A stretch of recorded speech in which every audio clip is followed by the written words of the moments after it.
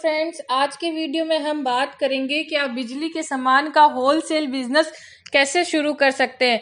अगर आप ये बिजनेस शुरू करना चाहते हैं तो आपको बिजली का सामान सस्ते से सस्ता कहाँ से मिलेगा, इस बिजनेस के लिए आपको कितनी लागत और कितना प्रॉफिट मार्जिन रहता है, साथ ही मैं आपको ये बताऊंगी अगर आप ये बिजनेस करते हैं तो आपको किन किन चीज़ों की आवश्यकता रहती है। तो फ्रेंड्स, मेरे इस वीडियो को पूरा अंत तक देखिएगा। तो शुरू करते हैं। पहले बात करते हैं बिजनेस कैसे शुरू करें।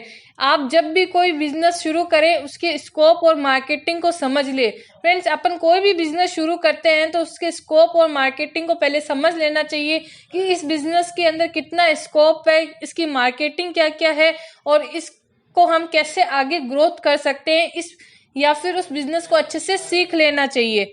इस बिजनेस को अपन गांव या शहर कहीं से भी शुरू कर सकते हैं। सस्ता कहाँ से खरीदें? सस्ता से मेरा मतलब है फ्रेंड्स, अगर आप ये बिजनेस कर रहे हैं तो आपको ये सस्ता कहाँ से मिलेगा। तो आप अपने आसपास के एरिया के डीलर से माल उठा सकते हैं। जो भी आपके आसपास के एरिया में इनके क्या होते हैं, डीलर होते हैं। अगर आप उनसे माल लेते हैं तो भी आपको सस्ता मिल जाता है। या फिर इसके अलावा आप डायरेक्ट जो कंपनी के जो बिजली के सामान होते हैं उनसे भी माल उठा सकते हैं। या फिर आप दिल्ली में थोक बाजार, लोहा बाजार से भी सस्ता खरीद सकते हैं। एक और है चांदनी चौक दिल्ली के अंदर, वहां सबसे सस्ता आपको बिजली का सामान मिलेगा। अगर आप वहां से सामान लाते हैं तो आपको प्रॉफिट मार्जिन बहुत अच्छा रहता है, लेकिन आपको उसके लिए दिल्ली जाना पड़ेगा क्योंकि वहां पे अच्छे से अच्छा और सस्ते से सस्ता सामान मिलता है। अब बता दूं फ्रेंड्स, आप अपने बिजनेस की सेल्स को कैसे बढ़ा सकते हैं। तो देखो फ्रेंड्स, आप वैसे तो इलेक्ट्रॉनिक शॉप की सेल खुद ही काफी तेजी से बढ़ती है। मतलब इलेक्ट्रॉनिक के आइटम सभी को जरूरत होती है और जिसके अंदर कई बार उनका इलेक्ट्रॉनिक आइटम है हमेशा कभी ना कभी तो वो खराब होता है, तो उसके पार्ट्स की भी जरूरत पड़ती रहती है। तो इन सब चीजों की हमें जरूरत पड़ती रहती है। तो ये एक ऐसा बिजनेस है जिसके अंदर अपन कभी मंदी नहीं देखते कि यार इसका सीजन नहीं चल रहा तो अपन इसके अंदर मंदी देखने को अपन को मिलेगी। ये ऐसा बिजनेस नहीं है। ये 12 महीने चलने वाला बिजनेस है और हमेशा ये बिजनेस बढ़ता ही रहता है क्योंकि हर इलेक्ट्रॉनिक्स आइटम की, इलेक्ट्रॉनिक्स चीजों की इंसान को जरूरत पड़ती रहती है।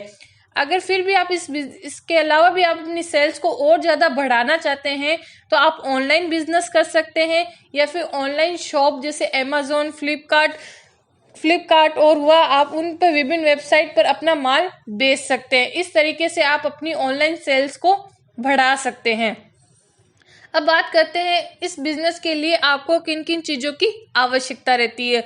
आपको दुकान एवं गोदाम। फ्रेंड्स, कोई भी बिजनेस करो, यही बिजनेस, इसके अलावा अगर आप कोई भी बिजनेस करते हैं तो आपको दुकान एवं गोदाम ऐसी जगह लेना चाहिए जहां पब्लिक पैलेस ज्यादा हो और पब्लिक का आना जाना ज्यादा हो। आपको जीएसटी नंबर की जरूरत होती है। फर्म और कंपनी रजिस्ट्रेशन चाहिए होता है।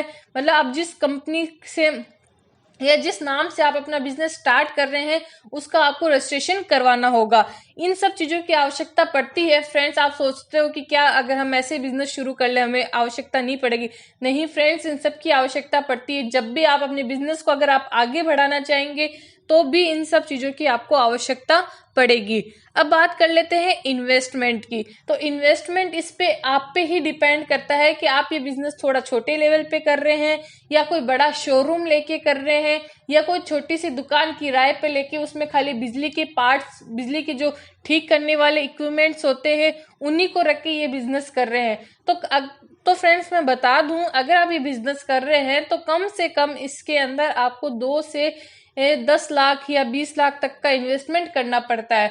10 लाख 20 लाख इन्वेस्टमेंट इसमें इसलिए ज्यादा होता है अगर आप बहुत बड़ा शोरूम कर रहे हैं, उसके अंदर फर्नीचर, एसी वेसी ये सब चीजें लगा के स्टाफ रख के अगर आप ये बिजनेस कर रहे हैं तो उस चीज के ऊपर आपका इन्वेस्टमेंट डिपेंड करता है। लेकिन इन्वेस्टमेंट हमेशा बिजनेस के अंदर एकदम से नहीं करना चाहिए। धीरे धीरे बिजनेस की प्रोग्रेस के अकॉर्डिंग ही आपको इन्वेस्टमेंट करना चाहिए। अब बात कर लेते हैं प्रॉफिट मार्जिन क्या रहता है। तो प्रॉफिट मार्जिन कुछ ऐसा रहता है कि बिजली की जो कंपनी के जो प्रोडक्ट होते हैं उसके अंदर कंपनी अपना मार्जिन फिक्स रखती है, तो वो 20 से 30% तक का मार्जिन होता है आपके साथ। और बिजली के लोकल जो प्रोडक्ट होते हैं उन पे 50% का मुनाफा रहता है। मतलब अगर आप दिल्ली से जो प्रोडक्ट ला रहे हैं उन पे आपको 50% तक का मुनाफा रहता है। तो फ्रेंड्स धन्यवाद। अगर आपको मेरा ये वीडियो पसंद आया हो तो प्लीज़ इसको लाइक कर दीजिए। मेरा आरडी बिजनेस आइडिया चैनल है, उस चैनल पे कमेंट कर दीजिएगा। धन्यवाद फ्रेंड्स।